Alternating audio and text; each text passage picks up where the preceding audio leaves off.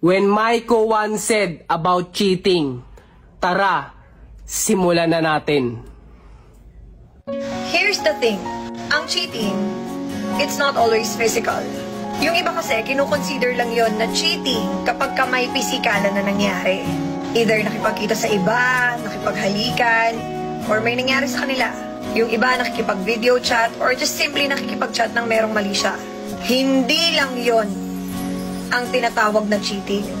Yung simpleng friend request na sinend mo sa taong hindi mo naman kilala, cheating yan. Pagpuso-puso o pag-follow sa mga taong pinagnanasaan mo sa social media, cheating yan. Lalo kung sinita ka na ng partner mo tapos tinuloy mo pa rin, cheating na, disrespect pa. Yang convo na binura at tinago mo, cheating yan. Yung pakikipag-engage mo sa taong alam mo nang hindi komportable yung partner mo o sa taong alam mong may gusto sa'yo, cheating yan.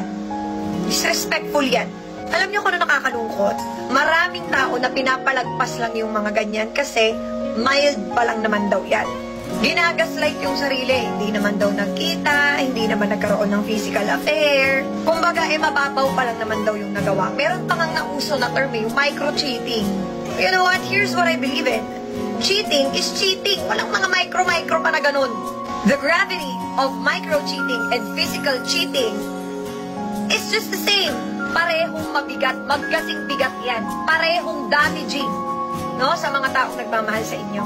Yung mga maliliit na act of cheating na kinoconsider ninyo, habang tumatagal, lumalaki yan. At habang natotolerate yan, mas lalong nagkakaroon ng lakas ng loob ang mga yan na gumawa ng mas malalang katarantaduhan sa inyo. Akala nyo ba, the more na pinatawad nyo ng pinatawad yung mga yan, mas lalo nila kayong minamahal?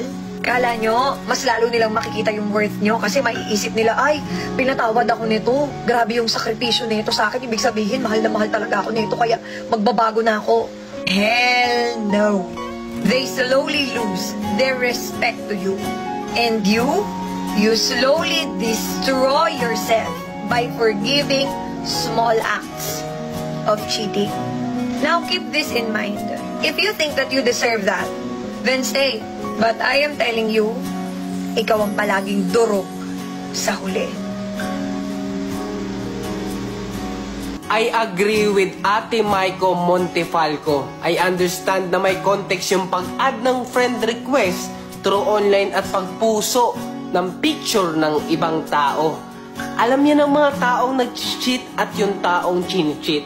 At kung sino talaga ang ina-add ay posibleng makonsider din na cheating na pala. Yan ang sinasabi ni Ate Maiko, na alam nyo na nagagalit ang partner nyo pero ginagawa nyo pa rin consistently yung pag-add friend at mag-heart ng DP. Tapos ipipilit na wala lang daw yon. Tapos ililabel mo naman na yung partner mo ay insecure, exage, and super jealous na tao. Yang cheating, nagsisimula naman talaga yan sa mga inosente at walang malisya kuno. Kaya nga yung iba, nagka-affair ang usual na sinasabi, sorry love, di ko sinasadya, nangyari na lang. Tao lang ako nagkakamali, pasensya na. Kaya sa mga babae dyan at mga lalaki na ganito yung paniniwala, madaming nag-aabak sa single era ninyo. Real talk, just a friendly reminder lang. Alam ng mga kupal na lalaki at mga kupal na babae na vulnerable kayo, lalo na kapag kaka-break lang. Kaya most likely, madali lang kayong makascore at maiskoran.